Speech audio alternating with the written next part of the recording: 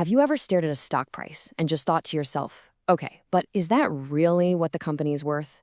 Well, today we're going to pull back the curtain and show you exactly how the pros figure that out. It's a little bit of detective work, a little bit of fortune telling, and we're going to break down the entire toolkit for you. So seriously, how do you put a price tag on a massive company like Nike or Apple? I mean, it's not as simple as just looking at the stock price. The real answer goes way deeper. Valuing a company is a lot like being a detective. You're piecing together all these clues from the past, the present, and most importantly, the future. And here's the first big secret, right off the bat. There is no single magic number. Nope. Instead, analysts come at it with two completely different toolkits. Think of it like this. One looks inward at the company itself, and the other looks outward at its competition. Today, we're opening up both of them. All right, first up is what I like to call the crystal ball method. This is all about looking inside the company, trying to gaze into the future and figure out what it's worth based purely on its own potential. The technical term for this, intrinsic valuation. Now, the star of this show is something called the discounted free cash flow model, or DCF. The idea behind it is actually pretty simple, but it is so powerful. It says that a company's true value is all the cash it's ever going to produce for its investors, from this moment until, well, forever. You're basically buying a piece of its future profits. But there's a catch, right? A dollar you get next year isn't worth the same as a dollar in your hand right now. So how do you take all that cash from the future and figure out what it's worth today? You need something called a discount rate. It's just a way to adjust for time and, crucially, for risk. And that discount rate has a very specific, kind of fancy name, the weighted average cost of capital, or WACC for short. I know, it sounds super complicated, but just think of it like this. It's the average interest rate a company pays on all the money it uses, whether that's from borrowing or from selling stock. That's it. Don't worry, you do not need to memorize this formula. Just get the big picture. The WACC is basically a blend. It's a recipe that mixes what shareholders expect to earn for their risk with the interest the company pays on its loans. It rolls up the company's total cost of cash into one neat little number. And this is where you can see it in action. Look at a super stable, predictable company like Hershey. Its cost of capital, its WACC, is just 3.9%. Super low, because it's a safe bet. But then you look at a more volatile tech company like AMD. Whoa. Its WACC is almost 12%. See, higher risk demands a higher return, which means all those future profits get discounted way more heavily.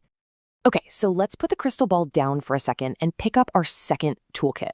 This one I call the keeping up method. Instead of looking inward, this whole approach is about looking outward. It's kind of like pricing a house, right?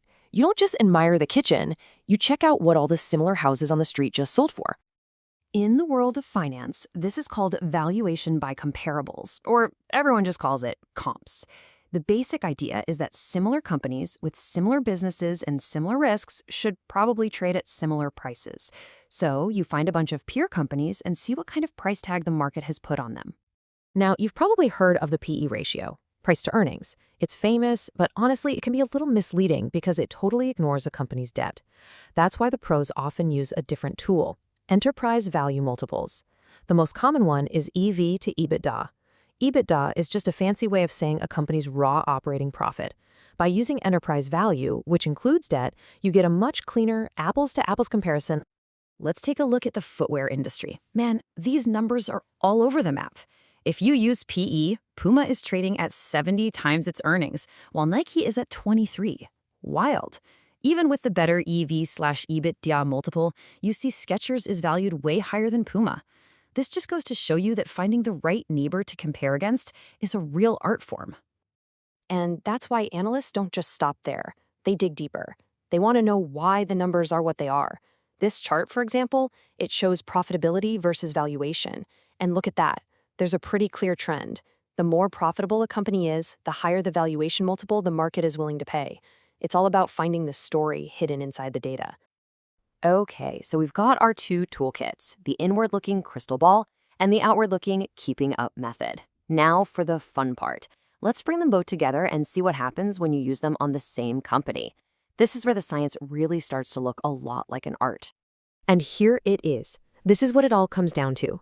This is a valuation for Nike using all the different methods we've talked about, and just look at the results. The DCF method gives you one number, the EV/EBITDA multiples give you another, The PE ratio gives you this huge range all on its own.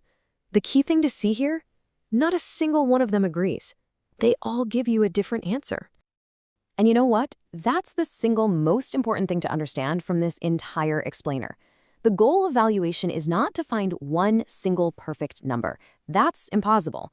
The real goal is to use all these different tools to build a reasonable range of values, a zone of possibility that's built on different but equally valid sets of assumptions. So, as we wrap things up here, let's just boil this all down to the key ideas you should have in your back pocket the next time you hear someone talking about what a company is worth. Okay, 3 things to remember. First, there are 2 toolkits, the inside-out DCF method and the outside-in comparables method. Second, the tools you pick really matter. An EV/EBITDA multiple is usually way more reliable than a simple PE ratio. And third, the big one, valuation is always a range, never a single number. It's truly a mix of hard science and informed art. So the next time you see a stock price flying up or down, just remember that analyst's toolkit. It's not about one magic number, it's about a whole landscape of possibilities. Now that you know that, does it change how you see the market? Thanks for joining us.